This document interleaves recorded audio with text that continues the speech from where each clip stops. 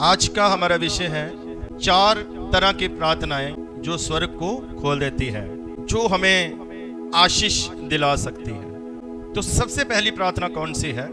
मत्ती की अंजील 6 उसका 6 वचन में ऐसे लिखा है, परंतु जब तू प्रार्थना करे तो अपनी कोठरी में जा और द्वार बंद करके अपने पिता से जो गुप्त में है प्रार्थना कर, और तब तेरा पिता जो गुप्त में देखता है तुझे प्रतिफल देगा। सबसे पहली प्रार्थना कौन सी है? गुप्त प्रार्थना। गुप्त प्रार्थना मतलब व्यक्तिगत प्रार्थना। व्यक्तिगत प्रार्थना मतलब जिसमें सिर्फ आप हैं और जिसमें और कोई नहीं, दूसरा कोई परमेश्वर है। एक ऐसी प्रार्थना जिसको बंद कमरे में करने के लिए बोला गया। हर एक मसीही जीवन में व्यक्तिगत प्रार्थना का होना बहुत ज्यादा जरूरी है।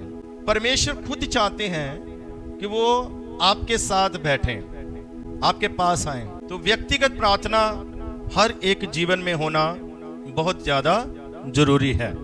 जब प्रभु यीशु मसीह ने बपतिस्मा लिया, पवित्र आत्मा उसके ऊपर उतरा, तो पवित्र आत्मा ने प्रभु यीशु मसीह से बोला उजाड़ में जाने के लिए। अब प्रभु यीशु मसीह ने अपने पिता के उस काम को करना है जो परमेश्वर ने उसे सौंपा है, लेकिन उससे पहले पवित्र आत्मा उसको उजाड़ में जाने के लिए कह रहे हैं। उजाड़ में क्यों जाना है? शहर में क्यों नहीं जाना? अभी सेवा से पहले तुम्हें कहां जाना है? उजाड़ में जाना है। पवित्र आत्मा ये कहता है। हालेलुया। उजाड़ शब्द इसलिए आया कि एक ऐसा स्थान चुन ले जहां पर कोई दूसरा तुझे ना देखे, ना जाने, ना तेरे पास आए। और वो भी कितने दिन करना है? प्रभु यीशु मसीह को आज्ञा थी 40 दिन के लिए। हालेलुया। तो प्रभु यीशु मसीह ने 40 दिन रात परमेश्वर के साथ गुजारे। एक टाइम आपका ऐसा होना चाहिए जिसमें सिर्फ आप हो या परमेश्वर हो। उसके बाद प्रभु यीशु मसीह जब शहर में आए तो प्रभु यीशु मसीह ने अपनी सेवा को आरंभ किया, तो उसकी सेवा में बड़े बड़े काम होने लगे, अद्भुत काम होने लगे। भीड़ प्रभु यीशु मसीह के पीछे अपने आप आ रही है, चमत्कार हो रहे हैं, बदरूहें निकल रही हैं, बहुत बड़े बड़े काम प्रभु यीशु मसीह के द्वारा हो रहे हैं। हालेलुया। जब आप परमेश्वर की उपस्थिति में अकेले बैठेंगे, उसकी हजूरी में व्यक्तिगत तौर पर बैठेंगे, तब जब आप प्रार्थना करके निकलते हैं। लेकिन इसके साथ यह भी जोड़ना चाहता हूं कि 1 या 2 दिन की प्रार्थना नहीं, 1 हफ्ते की प्रार्थना नहीं। जब कई दिन, कई महीने आपके गुजर जाते हैं, व्यक्तिगत आप बैठते हैं परमेश्वर के साथ, तो तब आप उसके कामों को अपनी लाइफ में देख सकते हैं। और काम भी कैसे? बड़े बड़े काम। हालेलुया। पौलुस ने ये आज्ञा दी, कलीसिया को पत्रियां लिखी। उसमें पौलुस एक जगह लिखता है कि पति और पत्नी को कुछ समय ऐसा निकालना चाहिए कि वो दोनों अलग हो जाएं थोड़ी देर, और दोनों को प्रार्थना करने का टाइम मिले। हालेलुया। क्योंकि पति और पत्नी ज्यादातर अपनी जिम्मेवारियों को निभाने में उनका टाइम गुजरता रहता है। हालेलुया। पत्नी अपने घर में, अपने बच्चों में लगातार उनको खुश करने में या उनकी जिम्मेवारी को पूरा करने में लगी रहती है, और पति बाहर इंतजाम करने में, काम में, बहुत सारे सोचो विचारों में उसका टाइम गुजरता रहता है। हालेलुया। लेकिन पौलुस आगे देता कि कई बार सहमति से दोनों को थोड़ी देर के लिए अलग हो, ताकि एक दूसरे को प्रार्थना का टाइम मिले। हालेलुया। लेकिन उसने कहा फिर इकट्ठे हो जाओ, ताकि शैतान को मौका ना मिले। तो मैं क्या सिखाने की कोशिश कर रहा हूं? प्रभु यीशु मसीह ने कहा जब तू प्रार्थना करे तो अपनी कोठड़ी में चला जा, दरवाजा बंद कर दे। अब ये समा प्रभु का है। अब ये समा किसी मित्र का नहीं है, ये समा किसी वस्तु का नहीं है, ये समा बच्चों का नहीं है, ये समा काम करने का नहीं है, ये समा जिम्मेवारियों को निभाने का नहीं है। ये समा सिर्फ परमेश्वर के साथ समय गुजारने का है। हमारी जिंदगी में काम क्यों नहीं होते? प्रभु के कामों को क्यों नहीं देखते?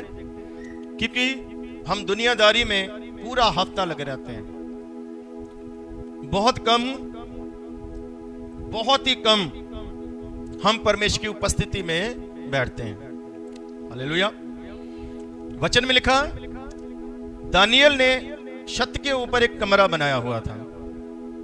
ये उसने एक स्पेशल कमरा बनाया। क्यों बनाया उसने स्पेशल कमरा? वो एक अमीर व्यक्ति था, गरीब नहीं था दानियल।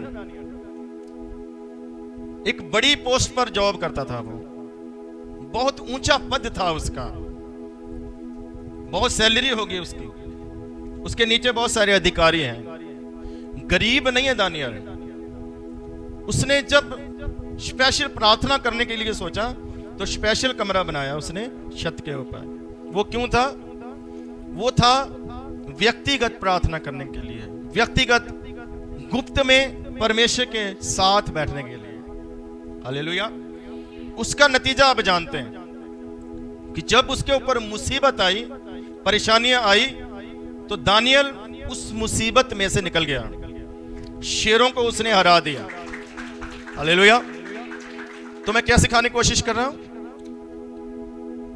पहली तरह की प्रार्थना है गुप्त में आपको परमेश्वर के साथ बैठना होगा। वचन में बहुत सारे लोग हैं जो गुप्त में परमेश्वर के साथ बैठा करते थे, अकेले परमेश्वर के साथ बैठा करते थे।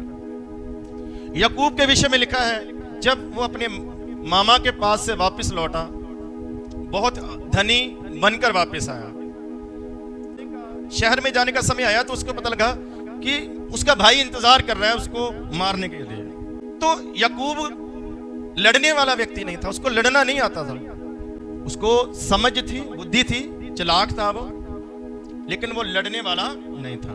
उसका भाई तीर तलवार चलाने वाला था, शिकार करने वाला था, उसको पैंतरे थे लड़ने के, इसलिए वो डरता हुआ भाग गया था। अब फिर से डर गया जब वापस आया, कई सालों बाद वापस आया ये। इसको पता चला मेरा भाई मुझे मारने के लिए खड़ा है, उस पार खड़ा है नाले के। तो उसने क्या किया? उसने सबको आगे भेज दिया, उस पार कर दिया। तो फिर से लिखा याकूब अकेला रह गया। उसने कहा सब लोग चले जाओ। सब चले गए, उसकी पत्नियां चली गई, बच्चे चले गए, सब नौकर चाकर सबको उसने भेज दिया। जब याकूब अकेला रह गया तो प्रभु के वचन में लिखा है, उस समय एक दूत आया जो उसके साथ कुश्ती लड़ रहा था। सारी रात कुश्ती लड़ता रहा। तो इसको जो जानकार है बाइबल में एक और तरह से बताते हैं, हालांकि वहां पर नहीं लिखा, लेकिन बाइबल के जानकार इस तरह बताते हैं कि ये भेद की एक बात है, ये प्रार्थना के विषय में है। प्रार्थना करना मतलब एक युद्ध लड़ना। हालेलुया। सारी रात याकूब प्रार्थना करता रहा और लास्ट में जब सुबह होने लगी तो दूत कहने लगा मुझे छोड़ दे, मैं जा रहा हूं, मुझे जाना होगा। तो उसने कहा जब तक तू मुझे आशीष ना दे तब तक तुझे नहीं छोड़ूंगा। आशीष का सुबह टाइम है। आशीष का टाइम कौन सा है? सुबह है। लेकिन सारी रात तुझे क्या करना है? युद्ध लड़ना है। सारी रात तुझे बैठना है। जो व्यक्तिगत प्रार्थना, इसका असर है, इससे स्वर्ग खुलता है, इससे आशीष मिलती है, जैसा मैंने कहा था। लेकिन उसके लिए कुछ बैठना पड़ता है, कुछ संघर्ष करना पड़ता है। प्रार्थना अपने आप में एक लड़ाई है, प्रार्थना अपने आप में एक युद्ध है, और प्रार्थना एक ऐसी ताकत है जो आपको दूसरों से जीतना, युद्ध करना और जीतना सिखा देती है। आमीन। हालेलुया से बोलिए हालेलुया। एक नया जीवन, एक नया काम शुरू होने वाला था याकूब के लिए। अब से नाले के पार, अब से उसका संघर्ष और था। हालेलुया। तो तैयार किया गया याकूब को। उसके बाद उसको सुबह आशीष मिला। आशीष, दुनियावी आशीष परमेश्वर ने पहले उसको दे दिया। वो धनी होकर वापस आया, प्रभु उसको अमीर करके वापस लाया। लेकिन वो अमीर तो हो गया, लेकिन अभी तक उसका जीवन नहीं बदला है। उसके अंदर है अभी भी बहुत कुछ। तो वो कहता अपना नाम बता। तो याकूब कहता मेरा नाम याकूब है। तो दूत कहता है आज से तेरा नाम याकूब नहीं होगा, इसराइल होगा। हालेलुया। इसराइल का मतलब चुने हुए लोग, इसराइल का मतलब शाही कौम, इसराइल का मतलब पवित्र प्रजा। हालेलुया। उसको ये आशीष दिया, उसको धनी भी किया, उसके जीवन को भी बदला, उसके नाम को बदला। या ऐसा कह सकते हैं उसके ऊपर से कलंक को हटाया परमेश्वर ने। सब बोलिए हालेलुया। धोखेबाजी के कलंक को परमेश्वर ने मिटा दिया। ये सारे काम कब हुए? जब वो सारी रात अकेला परमेश्वर के साथ रहा। व्यक्तिगत प्रार्थना, गुप्त प्रार्थना, क्या हमारी परमेश्वर के साथ है? क्या सिर्फ आपको लोगों को ही खुश करना है, या जिसने हमें फैमिली दी है उसको भी खुश करना है? क्या सारा जीवन जिम्मेवारियों में ही गुजार देना है? क्या हमारा जीवन सिर्फ दुनियावी है, शारीरिक है? क्या हम सिर्फ शरीर है? क्या हमारे अंदर आत्मा नहीं?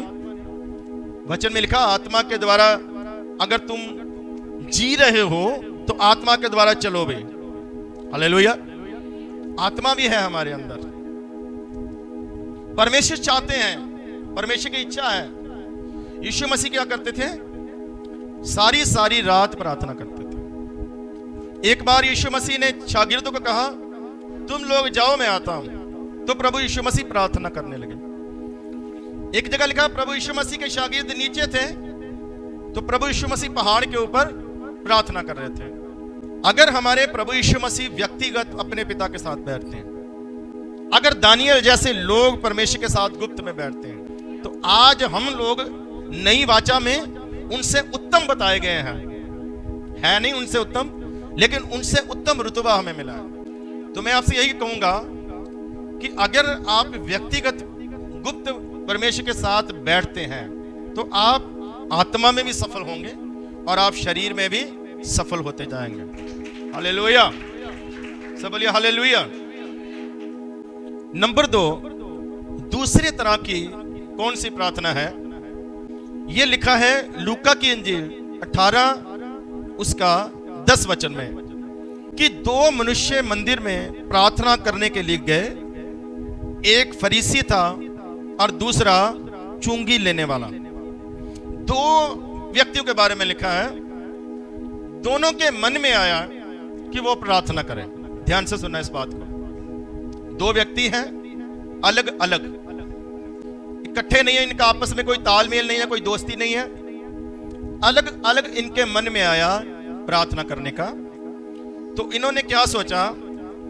प्रार्थना करने जाएंगे मंदिर में, प्रार्थना करने जाएंगे भवन में।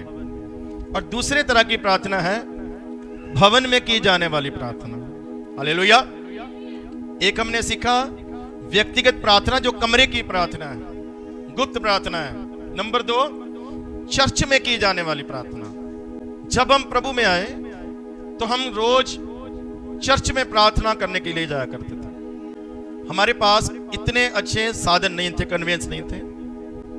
साइकिल पर 3 लोग, एक व्यक्ति चला रहा है, एक आगे बैठा है, एक पीछे बैठा है। रोज चर्च में प्रार्थना करने के लिए जाते थे, क्योंकि ये हमें सिखाया गया था वचन से, और ये हमने सीखा था, इस पर अमल किया था। मैं इस प्रार्थना के विषय में कई बार इस कलीसिया को सिखा चुका हूं। भवन में की जाने वाली प्रार्थना वैल्यू है, परमेश्वर के भवन में की जाने वाली प्रार्थना की। मूसा ने जब तंबू लगाया तो बाइबल में लिखा जब किसी को परमेश्वर को ढूंढना होता था तो भवन में जाते। प्रभु यीशु मसीह ने कहा मेरे पिता का घर प्रार्थना का घर कहलाएगा। ये किस चीज की बात कर रहा है? कौन से घर की बात कर रहा है? प्रभु यीशु मसीह बात कर रहे हैं मंदिर की, भवन की बात कर रहे हैं कि मेरे पिता के घर में प्रार्थना होनी चाहिए। तो सवाल यहाँ पर यह है, परमेश्वर के भवन में प्रार्थना सिर्फ दासों को करना है या कलीसिया को भी करना है? हम लोग प्रार्थना करते हैं कि जो भवन परमेश्वर ने दिया, उसकी अनुग्रह से बना, उसमें परमेश्वर आए। सुलेमान ने यह प्रार्थना की थी। आपको याद होगा, सुलेमान ने जब मंदिर बनाया, भवन बनाया, उसने एक स्पेशल प्रार्थना की, रिक्वेस्ट की परमेश्वर के सामने, विनती की कि पिता अगर आप यहां नहीं होंगे तो यह भवन किस काम का, यह तो फिर बिल्डिंग है और कुछ भी नहीं, तो आप यहां होने चाहिए। हालेलुया, आप समझे मेरी बात? तो परमेश्वर ने जवाब दिया था, उसने कहा था ठीक है, मेरा अनुग्रह होगा, मेरी नजरें लगे रहेगी, मेरे कान लगे रहेंगे इस भवन के ऊपर, मेरी उपस्थिति रहेगी, लेकिन तब जब तुम आज्ञा को मानोगे, जब तुम मेरी विधियों को पूरा करोगे, तब पूरा होगा, वरना नहीं। तो आप सोचो, अगर परमेश्वर की उपस्थिति भवन में होना है या उसमें प्रार्थना सुना जाना है, तो अगर उसके लोग उसके भवन में नहीं होंगे तो आप बताओ परमेश्वर क्यों आएंगे? आएंगे परमेश्वर? नहीं। परमेश्वर को ईंटों से क्या लेना, पंखों से क्या लेना, कुर्सियों से क्या लेना, चीजों से क्या लेना? परमेश्वर को लोगों से मतलब है, परमेश्वर को कलीसिया से मतलब है। सेवा किसकी हो रही है? परमेश्वर की। लेकिन सेवा में काम कौन सा है? कलीसिया में काम है। कलीसिया को तैयार करना है, कलीसिया को सिखाना है, कलीसिया को बताना है, कलीसिया ने चलना है। कलीसिया अहम है, उत्तम है, कलीसिया आदरणीय है, कलीसिया परमेश्वर यीशु मसीह की दुल्हन के रूप में तैयार हो रही है। अब आज्ञाएं कलीसिया के लिए है, दासों ने सिखाना है। हालेलुया। तो परमेश्वर ये कहते हैं, अगर तुम नहीं होगे तो मैं क्या करूंगा आके? हालेलुया।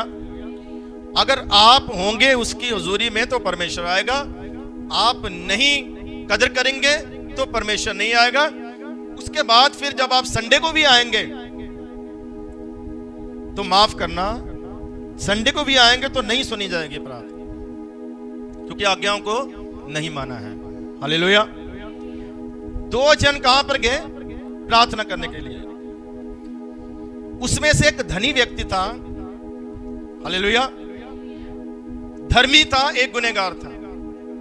क्या घर नहीं थे उनके? उनके घर थे, लेकिन मन में आया प्रार्थना करना है। कहां जाएंगे? ये मंदिर बने क्यों है, चर्च बने क्यों है? हम लोगों से वो लोग ज्यादा बढ़िया है जिसको हम अन्य जाति बोलते हैं, जिसको हम बोलते हैं ये मूर्ति पूजा करते हैं, फोटो तस्वीरों को मानते हैं। हम लोग इनसे, हमारा जीवित परमेश्वर है। हालेलुया। तो मैं इधर से जब भी गुजरता ना तो मंदिर खुला हुआ था, उसमें लोग बैठते हैं। रोज लोग क्या करने आते हैं? भक्ति करने आते हैं। रोज बहनें आकर गीत गाती है, माथा टेकते हैं लोग, और रोज लोग दान देकर जाते हैं। हम लोगों का हाल ये है, मसीह लोगों का, कि एतबार के दिन भी आना इनको मुश्किल लगता है। फिर अगर आ भी जाएं तो अफसरों की तरह आते हैं, अफसरों की तरह अपनी मर्जी का टाइम, अपनी मर्जी से चलना है। हमें टाइम से कुछ लेना देना नहीं। पास्टर बोलता है तो बोलता जाए, हमें अपना देखना है। हालेलुया। अपनी मर्जी से चलने वाले लोग, अपनी मर्जी से आने वाले लोग। एक दिन आते हैं, उसमें से भी कई हफ्ते हमारे मिस हो जाते हैं साल में। तो कौन उत्तम, कौन है फिर? किसकी सुनी जाएगी? तो ये 2 लोग चर्च में प्रार्थना करने के लिए गए। क्या सिर्फ यही इनका ही वाक्य है? हालेलुया। सुनिए ध्यान से, जब आप पढ़ेंगे प्रेरितों के काम, तो उसका जब आप पढ़ेंगे 3 बाब, तो लिखा कि पतरस और यूहन्ना, उन्होंने एक टाइम रखा हुआ था प्रार्थना करने का, लेकिन वो प्रार्थना चर्च में जाकर किया करते थे, भवन में जाकर प्रार्थना करते थे। तो क्या हुआ? बड़े बड़े चमत्कार होने लगे। सब बोलिए हालेलुया, हालेलुया। बड़े बड़े चमत्कार। लंगड़े को कहते हैं उठ जा यीशु मसीह के नाम से, वो उठ जाता है। उनकी एक दिन की प्रार्थना नहीं है, ये कई दिनों की प्रार्थना है, और वो रोज जाते हैं प्रार्थना करने के समय। तीसरे पहर ये भवन में प्रार्थना करने के लिए जाते हैं। हालेलुया। क्या आप लोगों के मन में कभी आया कि हमारे पास आज टाइम है या हम छुट्टी करें, बहुत सारे कामों के लिए करते हैं, या हम प्रार्थना करने जाए, भवन में बैठे थोड़ी देर परमेश्वर के साथ समय गुजारें? हालेलुया। नहीं, हर जगह हम जाते हैं, हर जगह, लेकिन अगर नहीं आते तो परमेश्वर की उपस्थिति में 7वें दिन भी हमारा आना सही नहीं होता। हालेलुया।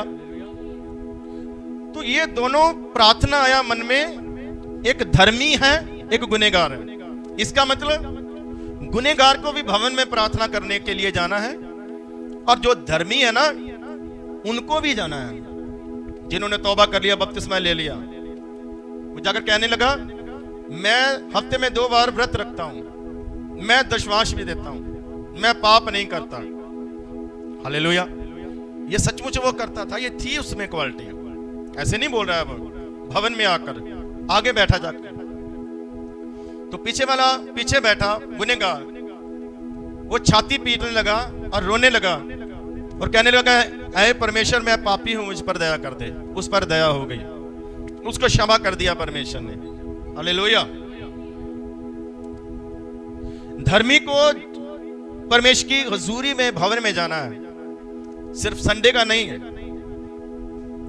ये वाला अब जो दिन है ना, ये वाला, ये सब्बत वाला दिन नहीं था, ये अलग था, अलग टाइम है। जो पतरस यूहन्ना जाते थे, ये संडे या सैटरडे वाले या सब्बत वाले दिन की बात नहीं है, ये रोज जाते थे। और जो ये करते थे वो कलीसिया को सिखाते थे, और कलीसिया मानती थी। कलीसिया लिखा 7 दिन परमेश्वर की हुजूरी में आती थी भवन में प्रार्थना करने के लिए। क्यों बढ़ रही है वो कलीसिया? इसलिए बढ़ रही है वो कलीसिया बात मानने वाली, जो उनको सिखाया जाता है वो करते हैं। हालेलुया। लेकिन हम लोगों ने, कलीसिया ने चर्च को सुनना बना दिया, पूरा हफ्ता चर्च सुनना रहता है। तो कभी शायद सोचो आप, परमेश्वर देखता होगा आप लोगों को, दुनिया में संसार के काम करते, दुनिया के काम करते, अपने घर वालों को प्रसन्न करते, दुनिया के काम करते। तो जब वो देखता होगा कि ये सब कुछ करते हैं, हर जगह जाते हैं, लेकिन मेरी हजूरी में नहीं आते हैं सही से, तो क्या प्रसन्न होता होगा आपसे? मुश्किलें क्यों आती है, समस्या क्यों आती है? क्योंकि आप लोग परमेश्वर की नजर में सही नहीं पाए जाते। हालेलुया। ना हम परमेश्वर की हजूरी में दुआ के लिए आते हैं, ना हम परमेश्वर की हजूरी में सेवा के लिए आते हैं, परमेश्वर के भवन का काम करने के लिए आते हैं। हम लोगों को है 7वें दिन जाना, वो भी अपनी मर्जी से जाना। बैंक वाले भी आपसे पहले चले जाते हैं काम करने। स्कूल के बच्चे अच्छे हैं आपसे, तड़के उठकर स्कूल में चले जाते हैं। तो कहने को हम क्या है? मसीही, धर्मी, प्रभु के लोग, परमेश्वर के राज्य के लोग। लेकिन काम हमारे कैसे हैं? काम हमारे दूसरे लोगों से भी नीचे वाले हैं। भक्ति हमारी एक नीचे दर्जे की है, जीरो है आपकी भक्ति, जीरो। इसलिए वो आनंद, वो खुशी, वो शांति जो मिलना चाहिए वो नहीं मिलती, क्योंकि हमने परमेश्वर के भवन की वैल्यू को जीरो कर दिया, सुन कर दिया हमने परमेश्वर के भवन। मेरा घर, मेरे पिता का घर प्रार्थना का घर कहलाएगा। कौन सी प्रार्थना होती है भवन में? हालेलुया। टाइम नहीं हमारे पास, जिसने हमें टाइम दिया उसके लिए हमारे पास टाइम नहीं है। हालेलुया। भवन में प्रार्थना करने के लिए जाते थे। मैं एक सवाल पूछूं आपसे, भवन बनाए क्यों जाते हैं? बोलो, किस चीज के लिए? तो अगर प्रार्थना नहीं रहेगी भवन में, हफ्ते में 1 दिन होगी या महीने में 2 दिन करेंगे, तो फिर कौन सी उम्मीद रखेंगे हम लोग? कैसी उम्मीद रखेंगे परमेश्वर से? हालेलुया। चलो आगे बढ़ते हैं। पहली प्रार्थना व्यक्तिगत प्रार्थना, दूसरी प्रार्थना परमेश्वर के भवन में की जाने वाली प्रार्थना। इस पर और भी है बहुत कुछ, लेकिन मैं अभी ज्यादा रुकना नहीं चाहूंगा। नंबर 3, दानियल की किताब 2 उसका 17 वचन। तब दानियल ने अपने घर जाकर अपने संगी हनन्याह, मिशाएल और अजरिया को ये हाल बताकर कहा, इस भेद के विषय में स्वर्ग के परमेश्वर की दया के लिए ये कहकर प्रार्थना करो कि बाबुल के और सब पंडितों के संग दानियल और उसके संगी भी नाश ना किए जाएं। तब वह भेद दानियल को रात के समय दर्शन के द्वारा प्रकट किया गया। सो दानियल ने स्वर्ग के परमेश्वर का ये कहकर धन्यवाद किया। हालेलुया। तीसरे नंबर की प्रार्थना कौन सी है? कुछ आत्मिक चुने हुए लोगों के साथ प्रार्थना करना। हालेलुया। आप समझे मेरी बात कि नहीं? बहुत सारे लोग होते हैं, लेकिन उनमें से कुछ प्रार्थना योद्धे होते हैं, कुछ चुने हुए, प्रार्थना में चुने हुए, यानी प्रार्थना में ज्यादा आगे कुछ लोग होते हैं कलीसिया में, तो उनके साथ प्रार्थना करना। हालेलुया। ये कहानी क्या है? यहां पर कहानी ये है, राजा को एक स्वप्न आता है, तो स्वप्न वो सब बुद्धिमानों को, सब पंडितों को, सब ज्ञानियों को वो बुलाकर कहता है, मैंने एक सपना देखा है, इस सपने के बारे में भी बताओ और भेद भी बताओ। वो कहते हैं, ऐसा कैसे हो सकता है? भेद तो बता सकते हैं, उसका मीनिंग बता सकते हैं, लेकिन सपना कोई किसी का कैसे बताएगा? ऐसी पावर नहीं है किसी के अंदर कि वो किसी का सपना बताए, सिवाय पवित्र आत्मा के, सिवाय परमेश्वर के। वो जाहिर कर सकता है। हालेलुया। तो ध्यान, सिस्टर जी कैसे बैठे आप? सही से बैठो। हालेलुया। दानियल को जब ये बात पता चली कि मोहर लग गई इस बात के ऊपर, वरना सब मर जाएंगे, राजा मार देगा, तो दानियल ने राजा से जाकर कहा, इतनी जल्दबाजी क्यों कर रहे हैं आप? थोड़ा टाइम दे दिया। उन्होंने कहा ठीक है, थोड़ा टाइम ले लो। तो दानियल आया, पता कहां गया? दानियल 3 व्यक्तियों के पास जाता है, जिनको हम शद्रक, मेशक और अबदनगो को कहते हैं। ये 3 मित्र है उसके।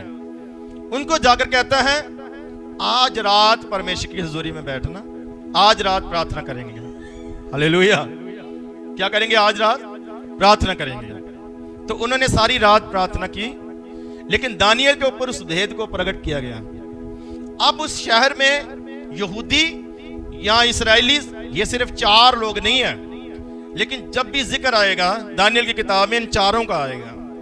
लोग बहुत थे, बहुत सारे जवान बुलाए गए थे, सैकड़ों, हजारों, लाखों लोग गुलाम करके लाए गए थे बेबीलोन में, लेकिन 4 व्यक्तियों का जिक्र आता है, क्योंकि ये 4 व्यक्ति परमेश्वर के साथ चलने वाले थे।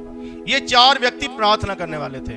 सिर्फ दानियल प्रार्थना करने वाला नहीं था, ये 4 ही प्रार्थना करने वाले थे। हालेलुया। लेकिन प्रकट दानियल के ऊपर किया गया। इसका मतलब इन 4 में से दानियल को परमेश्वर ज्यादा महत्व दे रहा है।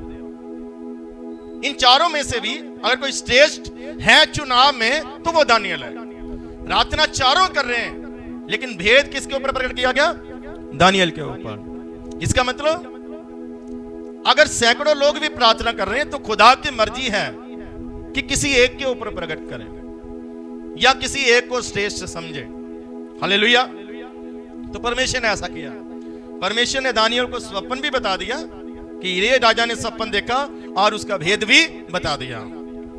चुने हुए लोगों के साथ, चुने मतलब जो प्रार्थना योद्धे हैं, कुछ लोग प्रार्थना में आगे होते हैं, उनको साथ लेकर प्रार्थना करना, यह भी एक प्रार्थना है। प्रभु यीशु मसीह ने यह काम किया। वचन में लिखा, एक बार प्रभु यीशु मसीह पतरस, याकूब, यूहन्ना को लेकर पहाड़ के ऊपर चले गए। हालेलुया। प्रार्थना करने गए थे, और वहां यीशु मसीह का रूप बदल गया, और असली रूप देखा उन्होंने यीशु मसीह का। चेले कितने थे? 12, लेकिन ज्यादा नाम किसका आता है? पतरस, याकूब, यूहन्ना का। पुराने नियम में नबी बहुत थे। ज्यादा नाम किसका आता है प्रार्थना में? अब्राहम, इसहाक, याकूब का नाम आता है प्रार्थना करने में। हालेलुया। तो नए नियम में 12 शागिर्द हैं, और भी लोग हैं, लेकिन ज्यादातर बात होती है पतरस, याकूब और यूहन्ना के विषय में। हालेलुया। ये तीनों आगे थे बाकियों से। हालेलुया। इन तीनों को लेकर कई बार प्रभु यीशु मसीह अलग चले जाते हैं। जब जायरूस की बेटी मर गई, प्रभु यीशु मसीह को बुलाया गया, वो रो रहे थे, प्रभु यीशु मसीह उनके घर गए। प्रभु यीशु मसीह के साथ 3 लोग थे, पतरस, याकूब और यूहन्ना। हालेलुया। वो गए और लिखा तीनों को लेकर प्रभु यीशु मसीह कमरे में चले गए। कितनों को? तीनों को लेकर। क्या बताने की कोशिश कर रहा हूं? कुछ ऐसे चुने हुए प्रार्थना योद्धे जिनको साथ लेकर हम क्या कर सकते हैं? स्पेशल प्रार्थना कर सकते हैं। ये तीसरे तरह की ये प्रार्थना है। हालेलुया। तो पतरस और याकूब, जैसा मैंने बताया कि प्रार्थना करने जाते थे। पतरस, याकूब, यूहन्ना प्रार्थना करते थे। हालेलुया। प्रभु यीशु मसीह भी इन तीनों को ज्यादा लेकर प्रार्थना किया करते थे। तो वो तीनों बाद में उनके लीडर ठहरे और उन तीनों में से भी पतरस लीडर ठहरा। हालेलुया। आप समझे मेरी बात कि नहीं? तीसरे तरह की कौन सी प्रार्थना है? कुछ चुने हुए लोगों को लेकर साथ में, वो बहनें हो सकती हैं, भाई हो सकते हैं, बुजुर्ग हो सकते हैं। वचन में लिखा याकूब की पत्री 5 में, नए नियम में, अगर कोई बीमार है तो वो प्रार्थना करे, कोई आनंदित है तो गीत गाए, कोई रोगी है, लाचार है, बुजुर्गों को बुलाए। आप सुनो, इस बात को ध्यान दो। कलीसिया में से क्या करें? बुजुर्गों को बुलाए और वो क्या करें? तेल लगाकर प्रार्थना करें, तो बीमार क्या होगा? चंगा होगा, उसके पाप भी क्षमा होंगे। हालेलुया। ये बुजुर्ग पता किसको बोला गया? वही लोग जो कलीसिया में प्रार्थना योद्धे हैं, उनको साथ लेकर हम किसी के लिए प्रार्थना कर नहीं जा सकते। Hallelujah, hallelujah. और उसके लिए तैयार रहना चाहिए। अगर कभी हमें पास्टर कहे कि हमारे साथ चलना, हम किसी के लिए प्रार्थना करने जाना है या कहीं संगति पर जाना है, तो वो सोचेगा मैं किससे कहूं, किसको बोलूं। हालेलुया। तो ऐसे लोग होने चाहिए जो परमेश्वर की उपस्थिति में प्रार्थना योद्धा हो। हालेलुया। आपके ग्रुप में भी हो सकते हैं। जब 2019 में हॉस्पिटल में हम सब थे वहां पर माइकल के कारण, तो रात को वहां एक जवान था जो मसीही हमें मिला वहां पर, उसके डैडी भी वहां एडमिट थे और वो रोज हमारे पास आ जाते थे। और उसने कहा हमारा ग्रुप में हम 12 बजे प्रार्थना करते हैं, एक दूसरे को हम जगा देते हैं फोन करके, हम प्रार्थना करते हैं और हम आपके लिए प्रार्थना करेंगे। और हम उनके साथ 12 बजे प्रार्थना किया करते थे। हालेलुया। तो कुछ चुने हुए लोग अगर प्रार्थना करते हैं, चुने मतलब प्रार्थना योद्धे कुछ, तो परमेश्वर प्रार्थना को सुनता है, जैसे दानियल की प्रार्थना को सुना गया। चौथे तरह की प्रार्थना है फैमिली प्रेयर, अपने परिवार के साथ बैठकर प्रार्थना करना। हालेलुया। आइए एक वचन पढ़ेंगे, योएल नबी की किताब 2 उसका 16 वचन। लोगों को इकट्ठा करो, सभा को पवित्र करो, पुरनियों को बुला लो, बच्चों और दूध पीतों को भी इकट्ठा करो, दुल्हा अपनी कोठड़ी से और दुल्हन भी अपने कमरे से निकल आए। सब बोले हालेलुया। ये एक सभा की बात कर रहे हैं, प्रार्थना की बात कर रहे हैं। इसमें वो कहता पुरनिये भी निकल आए। पुरनिये कौन? बुजुर्ग, बुजुर्ग भी आ जाएं। और दूल्हा लिखा, दूल्हा भी अपनी कोठड़ी से बाहर आए। दूल्हा किसको बोलते हैं? जो अभी नई नई शादी हो रही है उसको क्या बोलते हैं? दुल्हा। दुल्हन और दूल्हा उसी समय यूज होता है ये शब्द, लाड़ा लाड़ी। Praise the Lord, hallelujah. बाद में इस्तेमाल होता है पति पत्नी। लाड़ा लाड़ी कब यूज होता है? शादी के समय। कोठड़ी से बाहर आए, आप समझे इस बात को? लाड़ा अपनी कोठड़ी से बाहर आए, और लाड़ा ना आए, लाड़ी भी है। हालेलुया। मतलब ये टाइम जो है इनका इकट्ठे रहने का, लेकिन वो कहता है बाहर आओ। लाड़ा भी आए और लाड़ी भी आ जाए। शादी हो चुकी अभी ये समय भी वो कहता बाहर आए दोनों। पुरनिये भी आए और बच्चे भी आए। बच्चे कौन से? दूध पीते बच्चों को भी निकालो, लाओ उनको साथ बैठो। पवित्र सभा करो। क्या करो? पवित्र सभा करो। तो परमेश्वर फैमिली का परमेश्वर है। किसका परमेश्वर है? परिवार का परमेश्वर है। क्या बोला था यहोशुआ ने? उसने बोला सारी प्रजा से, तुम जो मर्जी करो, तुम्हारी मर्जी, लेकिन मैं और मेरा परिवार हम जीवित परमेश्वर की आराधना करेंगे। हालेलुया। अपने घराने के बारे में सोचो। वचन में पौलुस ने कहा, तू विश्वास कर, तू और तेरा घराना बचाया जाएगा। किसकी बात हो रही है? घराने की बात हो रही है, परिवार की बात हो रही है। आपको पता है परमेश्वर ने फैमिली बनाई है, बाकी सारे रिश्ते इधर बने हैं। क्या बनाया परमेश्वर ने? फैमिली। सबसे पहले उसने क्या बनाया? आदमी को बनाया। आदमी को बनाने के बाद उसके अंदर से पसली हड्डी को निकाल कर क्या बना दिया? स्त्री बना दिया। और उनको क्या किया? इकट्ठे किया और उनको आशीष दी, बढ़ो, फलो फूलो, पृथ्वी को भर दो, क्योंकि उस समय पृथ्वी खाली थी, उस समय जरूरत थी। हालेलुया। पृथ्वी को भर दो। फिर बच्चे आए। ये है एक परिवार, पति पत्नी और बच्चे। हालेलुया। परमेश्वर परिवार का परमेश्वर है, उसको परिवार चाहिए। एक स्त्री कहती है यूहन्ना 4 में, मुझे जीवन का जल पिला। प्रभु कहते जा अपने पति को बुला ला। इसका मतलब प्रभु यीशु मसीह क्या चाहते हैं? पति भी साथ होना चाहिए। सुन लो पत्नियां ध्यान से, अपने पति की भी फिक्र करो, चिंता करो।